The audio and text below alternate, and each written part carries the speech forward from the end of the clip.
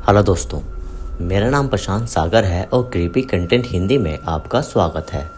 आज हम बात करेंगे रिसेंटली ही रिलीज़ हुई film no one will save you के बारे में। और इस फिल्म में एक ही डायलॉग है, तब भी ये फिल्म काफ़ी बढ़िया है, इसलिए आप इस वीडियो को एंड तक ज़रूर देखना। मेरी लास्ट वीडियो को देखना ना भूलना, लिंक आपको डिस्क्रिप्शन में मिल जाएगा। तो चलिए अब चलते हैं इसकी स्टोरी की तरफ।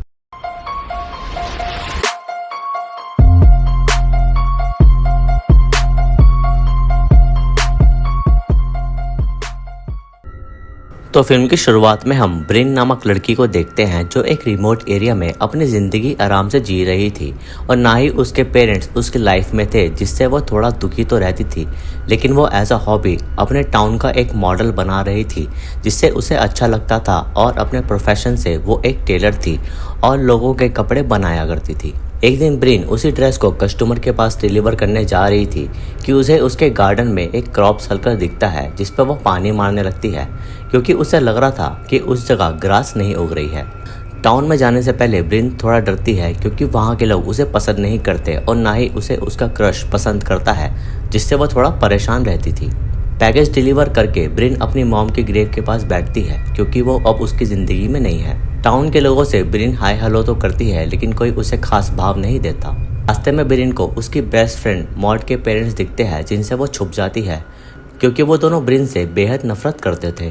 घर पहुंचकर ब्रिन मॉड के लिए एक लेटर लिख रही थी कि तभी वहाँ उसका एक पैकेज आता है और उसमें एक स्कूल का मॉडल था, जिसे वो अपने टाउन के मॉडल में लगा देती है। और अब उसका टाउन कंप्लीट हो गया था, जिससे वो अब एक्चुअल खुश हुई थी और इस खुशी को वो डांस करके सेलिब्रेट करती है। उसके बाद ब्रिन मॉड के लेटर को कंप्लीट करती है जिसमें लिखा था कि हमें मिले 10 साल हो गए हैं और शायद वो खुद को माफ़ ना कर सके। और वो ऐसा क्यों लिखती है वो आपको आगे पता चल जाएगा।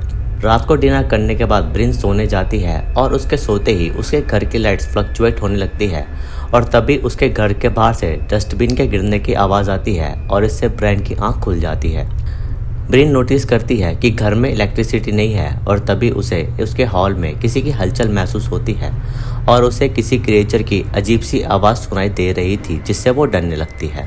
तभी उसे किसी के भागने की परछाई दिखती है और उसे डर कर ब्रिन अपने बेडरूम में छुप जाती है। तभी वहाँ हम किसी एलियन की आकृति को देखते हैं जो कि ब्रिन को ढूंढ रहा था और ब्रिन बेड के नीचे उस एलियन के पैर को देखती है जो कि दिखने में काफ़ी अजीब थे। फिर वो एलियन अपने यूएफओ को सिग्नल देके विंडो से बाहर निकल जाता है और मौका देखकर ब्रिन विंडो बंद कर देती है। ब्रिन नोटिस करती है कि उसके घर का मेन डोर खुला है, जिससे वो बंद करने जाती है और तभी उसके घर की सारी लाइट्स और इलेक्ट्रॉनिक फ्लक्चुएट करने लगते हैं और डर का ब्रिन टेलीफोन यूज़ करती है, लेकिन उसमें से काफ़ी तेज़ साउंड निकल रही थी जिससे वो टेलीफोन भी यूज़ नहीं कर पा रही थी। एलियन को देखते ही ब्रिन फ्रिज के पीछे छुप जाती है और वो एलियन उसे देख लेता है, लेकिन समय रहते ब्रिन फ्रिज का डोर उस पर मार के वहाँ से भागती है, लेकिन दरवाजे से टकराकर ब्रिन को थोड़ी चोट लग जाती है।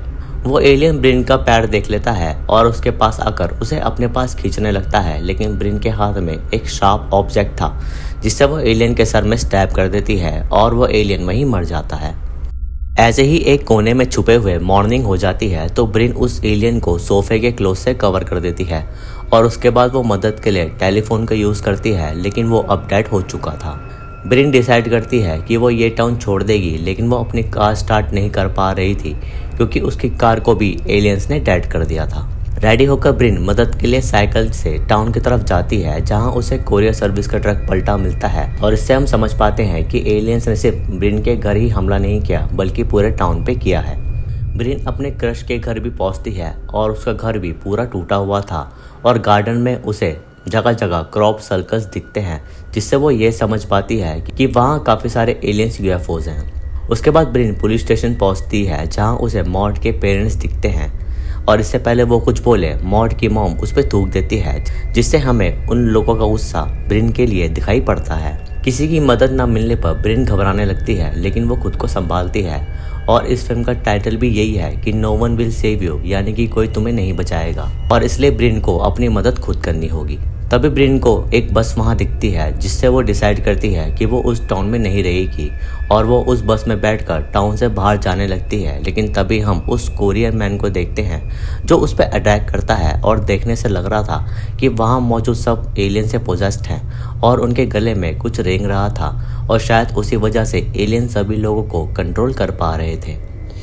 बस ड्राइवर पोजेस्ड नहीं था, इसलिए वो ब्रेक लगा के बस को रोक देता है और ब्रिन मौका देख के वहां से भागती है और चर्च के पास पहुंचती है, लेकिन वो बंद पड़ा था। वहीं साथ में एक ग्रेवयार्ड था और ब्रिन मॉड की ग्रेव वहां देखती है और हम समझ पाते हैं कि मॉड इस दुनिया में नहीं रही और उसे गए 10 साल हो चुके हैं और वो शायद ब्रिन की वजह से मरी थी, इसलिए मॉड के पेरेंट्स उससे बेहद नफरत करते थे। तभी वहां बादलों का झुंड आता है जिसमें यूएफओ छुपे हुए थे और उन्हें देखकर ब्रिन वहां से भागती है और हम देखते हैं कि पूरे टाउन पर अब एलियन आ रहे हैं, क्योंकि अब रात होने वाली है तो एलियंस पार्टी करेंगे। ब्रिन टाउन के लोगों को नोटिस करती है कि वो सब एलियंस के कंट्रोल में हैं और उनके गले में भी कुछ रेंग रहा था और ब्रिन का क्रश भी इसमें शामिल था। ब्रिन वहां से भागते हुए अपने घर पहुंचती है और वह देखती है कि उस एलियन की बॉडी सड़ रही है और उसके मुंह से कुछ निकला है जो कि रेंगता हुआ घर के बाहर गया था और ये वही क्रिएचर होगा जो टाउन के लोगों के गले में फंसा था। ब्रिन समझ गई थी कि अब उस पे एलियन अटैक होने वाला है, इसलिए वो खुद को प्रिपेयर कर लेती है और घर में जाकर सारी पैनी चीजें अपने पास रख लेती है और पानी गर्म होने को रख देती है और सभी खिड़कियों को वो कपड़े से ढक देती है कीले ठोककर। उन एलियंस पर इतनी पावर थी कि वो कीलों को खिड़कियों से निकाल देते हैं और एक ब्लू लाइट से वो अपने साथी की डेड बॉडी अपने पास खींच लेते हैं और हम समझ पाते हैं कि वो ब्लू लाइट एलियन यूज करते हैं किसी चीज को अपने पास खींचने के लिए। वो एलियंस ब्रिन को लाइट से उसके घर में सर्च कर रहे थे, लेकिन ब्रिन बेसमेंट में जाके छुप जाती है। तभी वहाँ एक और एलियन आता है जो कि देखने में स्मार्ट लग रहा था, क्योंकि वो ब्रिन को ढूंढने के बजाय उसकी चीज़ों को ऑब्जर्व कर रहा था, जैसे कि उसकी फोटोज और उसका टाउन मॉडल। तभी ब्रिन सीजर से उस पर अटैक करने की कोशिश करती है, लेकिन वो अपनी पावर से ब्रिन की सीजर को खींच लेता है। तभी ब्रिन दूसरे एलियन को नोटिस करती है जो कि दिखने में छोटा सा था, लेकिन वो ज़्यादा एक्टिव था और वो भी ब्रिन पर अटैक करता है, लेकिन ब्रिन उस पे गर्म पानी फेंक देती है, लेकिन उस एलियन को कुछ नहीं होता। तभी वहाँ फिर से यूएफओ की ब्लू लाइट आती है ताकि वो ब्रिन को अपने पास खींच सके, लेकिन ब्रिन बार बार छुप जा रही थी जिससे वो उस लाइट के अंदर नहीं आ रही थी। तभी वो छोटा एलियन उस पर फिर से अटैक करता है, लेकिन ब्रिन उसको डंडे से कंट्रोल करती है और उसे कैबिनेट के डोर से मार के उसे बेहोश कर देती है। तभी बाहर उसे वो एक कोरियर वाला आदमी पकड़ लेता है और वो उसे एक एलियन के पास ले जा रहा था जो कि साइज में बहुत बड़ा था और वो एलियन साइन लैंग्वेज यूज करके यूएफओस को अपने पास बुला लेता है ताकि वो ब्रिन को लाइट से खींचकर अपने साथ ले जा सके। तभी वो यूएफओ ब्लू लाइट फेंकता है, लेकिन उसमें वो कोरियर वाला आदमी स्टक हो गया था, लेकिन जैसे ही उन्हें पता चलता है कि ये गलत इंसान है तो वो एलियंस उसे छोड़ देते हैं। फिर वो बड़ा वाला एलियन ब्रिन को पकड़ने की कोशिश करता है और उसके घर पर चढ़ जाता है, लेकिन उससे उसके घर की हाइट कैलकुलेट नहीं हो रही थी, इसलिए वो नीचे गिर जाता है और उसको चोट लग जाती है। फिर वो एलियन भागता हुआ ब्रिन के पास आता है और उसकी कार में फंस जाता है, क्योंकि उसकी टांगें बहुत लंबी थी और मौका देखकर ब्रिन लाइटर से उस कार में आग लगा देती है, जिससे वो एलियन जलकर मर जाता है। तभी वो यूएफओ ब्रिन पर ब्लू लाइट मारता है उसे पकड़ने के लिए, लेकिन ब्रिन घर में घुस जाती है और इधर वो स्मार्ट एलियन अब भी उसकी फोटोज और चीज़ों को ऑब्जर्व कर रहा था, जिससे उसे ब्रिन का पास्ट पता चल रहा था। ब्रिन उस एलियन पर अटैक करने की कोशिश करती है और वो उसे दूर फेंक देता है और तभी उस यूएफओ में से रेड लाइट निकलती है, जिससे ब्रिन फ्रीज हो जाती है और हम समझ पाते हैं कि रेड लाइट से एलियन चीज़ों को फ्रीज कर सकते हैं। तभी उसके पास वो एलियन आता है और वो अपने मुंह से उसी क्रिएचर को निकालता है जो सबके गले में फंसा था और वो क्रिएचर ब्रिन के मुंह में चला जाता है, जिससे उसकी आंख खुल जाती है और वह देखती है कि ये सब उसका एक बुरा सपना था, लेकिन ऐसा नहीं है। असल में वो एलियंस उस क्रिएचर की मदद से ब्रिन का ब्रेन कंट्रोल कर रहे थे और उससे वो वही दिखा रहे थे जो वो देखना चाहती थी, यानी कि उसकी लाइफ में सब ठीक है। और तभी उसके पास उसकी बेस्ट फ्रेंड मॉड दिखती है, जिसे देखकर ब्रिन को काफ़ी अच्छा लगता है और वो मॉड को सॉरी कह देती है और इस फिल्म का ये इकलौता डायलॉग है। तभी ब्रिन का सपना टूटता है और वो उस क्रिएचर को मुंह से बाहर निकाल लेती है और वो अब रियलिटी में थी। तभी ब्रिन उस क्रिएचर को फेंकती है और यूएफओ में से अब न्यू येलो लाइट उस क्रिएचर पर आती है और हम समझ पाते हैं कि येलो लाइट से वो एलियन किसी की भी बॉडी की कॉपी बना सकते हैं और ब्रिन की कॉपी बना के वो क्रिएचर उसकी बॉडी में चला जाता है। उसके बाद ब्रिन जंगल की तरफ भागती है जहां उसे उसकी कॉपी दिख रही थी और वो ब्रिन को पेट में स्टैब कर देती है, लेकिन ब्रिन स्मार्ट थी और उस पर भी पेपर कटर था और उसकी मदद से वो अपनी कॉपी की गर्दन पर स्टैब करके उसे मार देती है। तभी ब्रिन पर वो ब्लू लाइट पड़ती है और अब फाइनली उसे यूएफओ अपने पास खींच लेता है। अंदर यूएफओ में ब्रिन के पास कुछ एलियंस का ग्रुप आता है और वो उसके फोरहेड पर टच करके उसका पास्ट देखते हैं, जिसमें ब्रिन भी होती है। और वो देखती है कि वो अपनी मॉम के साथ काफ़ी खुश है, लेकिन वो मॉड के पेरेंट्स को रोता हुआ देखती है क्योंकि ब्रिन के कारण मॉड की डेथ हुई थी। तभी ब्रिन खुद को और मॉड को साथ देखती है और हमें पता चलता है कि उन दोनों में लड़ाई हो गई थी और गुस्से में ब्रिन ने एक पैने स्टोन से मॉड के गले पर मार दिया था, जिससे वो मर गई थी। और यही कारण था कि मॉड के पेरेंट्स और टाउन के लोग ब्रिन को क्यों नहीं पसंद करते थे। तब से ब्रिन मॉड को लेटर्स लिखा करती थी जिसमें वो उसे सॉरी कहती थी, लेकिन अब ब्रिन खुद को ही लेटर लिखने से रोक देती है क्योंकि वो मॉड को सॉरी कह चुकी थी।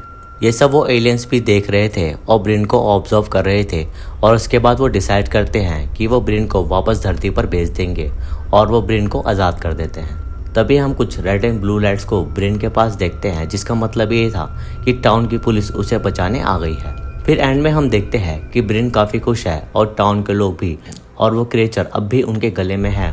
और मेरे ख्याल से एलियंस ब्रिन को वही सब चीज़ें दिखा रहे थे जैसे वो देखना चाहती थी, क्योंकि उसका क्रश अब उसे पसंद करता था और टाउन के लोग भी। रात को पार्टी में वो अब अपने क्रश के साथ डांस करती है और उसकी लाइफ अब उसके हिसाब से हो गई थी, क्योंकि वहाँ उसकी बेस्ट फ्रेंड मॉड भी थी और यही उसे चाहिए था। और मॉड मरी ही नहीं तो टाउन वाले उस पर गुस्सा क्यों होंगे, लेकिन ये सब एलियंस उसको दिखा रहे थे। शायद एलियंस से लड़ने की वजह से वो एलियंस की चहेती हो गई थी और उसके गले में भी कोई क्रिएचर नहीं था। और बस इतना दिखाते ही ये फिल्म यहाँ ख़त्म हो जाती है। बाकी आपको क्या लगता है, आप मुझे कमेंट करके ज़रूर बताएं। आई होप कि आपको ये वीडियो अच्छी लगी होगी। वीडियो अच्छी लगी तो इसे लाइक करें, शेयर करें और कमेंट्स में अपना सुझाव दें। सब्सक्राइब करके बेल आइकन को ऑन कर दें फर्दर वीडियोस की नोटिफिकेशन के लिए। बाकी अपडेट्स के लिए आप मुझे इंस्टाग्राम पर भी फॉलो कर सकते हैं, लिंक आपको डिस्क्रिप्शन में मिल जाएगा। बाकी मैं मिलूँगा आपसे अगली वीडियो में, तब तक के लिए जय हिंद।